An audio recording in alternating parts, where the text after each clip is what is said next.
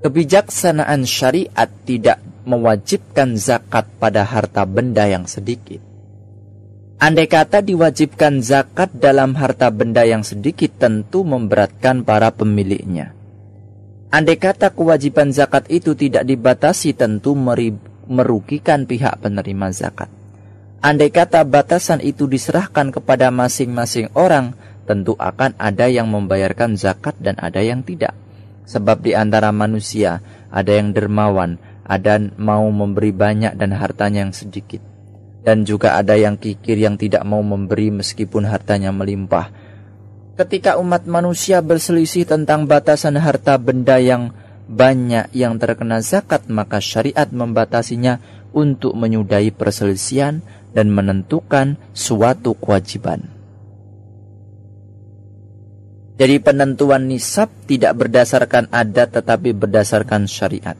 Seandainya dalam satu waktu 300 sok itu terbilang harta yang sangat sedikit dan pemiliknya tidak dikatakan sebagai orang yang kaya, maka tetap terkena wajib zakat. Dan jika suatu waktu harta sebanyak 100 sok itu dianggap sangat banyak dan pemiliknya dikatakan sangat kaya raya, maka tetap tidak terkena zakat. Karena itu syariat menetapkan ukuran nisab sehingga umat manusia tidak bingung mengenai zakat. Di sana ada banyak hal-hal yang telah ditentukan batasannya oleh syariat, seperti zakat fitrah dan 1 sok dalam masalah masalah unta, ya, al-musarrah, masalah unta atau kambing yang tidak diperah untuk mengelabui calon pembeli. Dalam masalah ini pembeliannya diberi tenggang waktu 3 hari. Jika terus maka ia membelinya, dan jika tidak mau maka harus mengembalikannya ditambah 1 sok kurma. 1 sok ini bukan sebagai ganti air susu yang diperah selama 3 hari, tetapi sebagai ganti dari susu yang ada saat akad transaksi, karena susu itulah yang disebutkan dalam transaksi. Adapun susu yang diambil setelah akad maka itu menjadi milik pembeli. Syariat menentukannya dengan 1 sok untuk memutus perselisihan. Mengapa gantinya kurma? Karena kurma lebih mirip dengan susu dalam hal rasanya yang manis dan bergizi. Intinya nisab kurma dan biji-bijian adalah 300 sok dengan ukuran sok Rasulullah SAW. Jika kurang dari 300 sok maka tidak terkena zakat, kecuali pemiliknya mau bersedekah sunnah, yakni bukan zakat. Ikhwatul iman.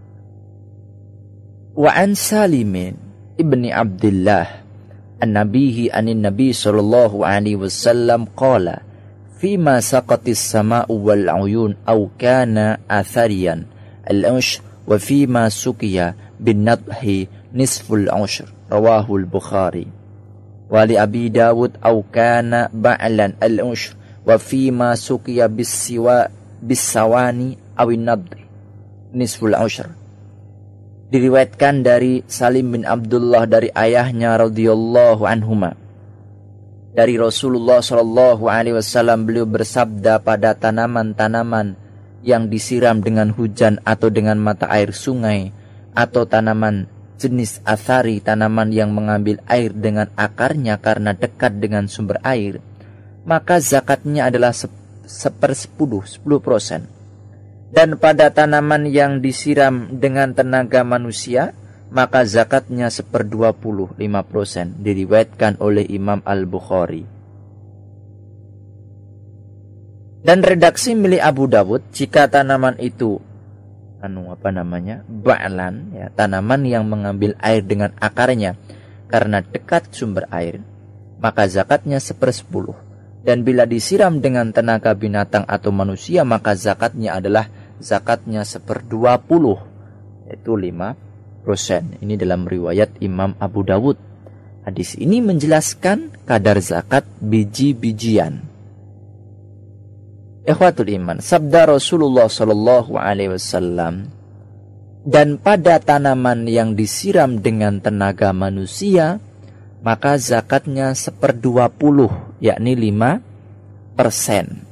Artinya tanaman yang dialiri dengan menggunakan pompa air atau lainnya zakatnya 1/20.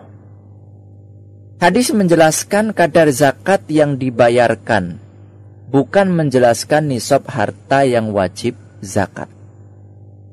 Karena masalah nisab harta benda yang wajib zakat telah dijelaskan di dalam hadis riwayat Abu Sa'id dan Jabir radhiyallahu anhuma.